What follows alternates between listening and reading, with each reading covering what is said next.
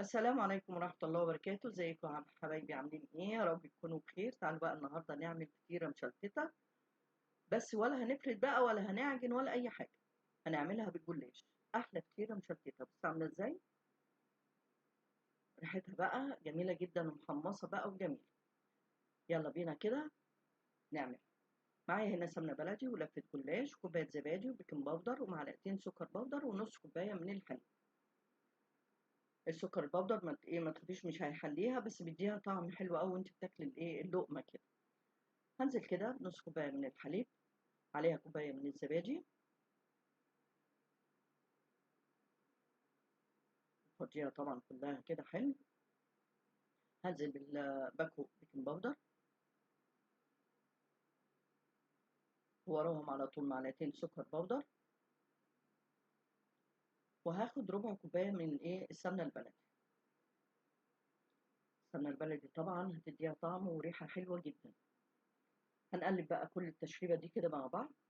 دي اللي هنسقي بيها الفطيرة بتاعتنا، اللي هي فطيرة الجلاش اللي هي المشلتتة بس بالجلاش.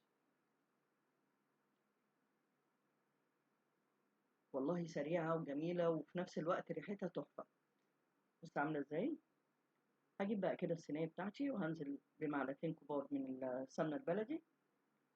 هنقلبهم كده حلو في الصينية الفرشة وناخد زيادة برضو كده للي فاضت كده في السلطانية نرجعها تاني. وهفرد بقى كده لفة الجلاش، وكل ورقة كده هنحط تشريبة بالفرشة كده. الحروف طبعا هننزلها تحت كده وبرضو نسقيها بالتشريبة. كل ما تسقيها بالتشريبة كل ما تطلع معاكي التوريقة بتاعتها حلوة جدا. اي ورقه بقى مقطوعه حطي برضو، هنعملها برضو كتيره مشتته ولا يهمك. اهي كل بقى ورقه بحطها، كل بقى ما اعملها بالتشكيل. اخر ورقه بقى اروح مدخله الحروف دي من تحتها عشان تطلع زي الفطير. واخر حاجه نحط التشريبه كده ونحطها في الفرن على درجه حراره 200، مش هتاخد ربع ساعه. بصي بقى، انا والله كنت عايزاكم تسمعوا الصوت وانا بقطع. بس المقرمشه جدا وجميله وريحتها تحفه. طبعا السمنه البلدي من مخليه ريحتها تحفه. بس عامله ازاي.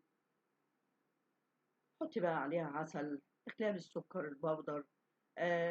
تاكلي جنبها حته جبنه قديمه، جبنه بيضه، وكوبايه شاي بحليب كده تحفه. بس ما شاء الله. يلا بقى جربيها وقولي لي ايه رايك، واتمنى يا رب الفيديو يكون سهل وسريع على بكره يا رب.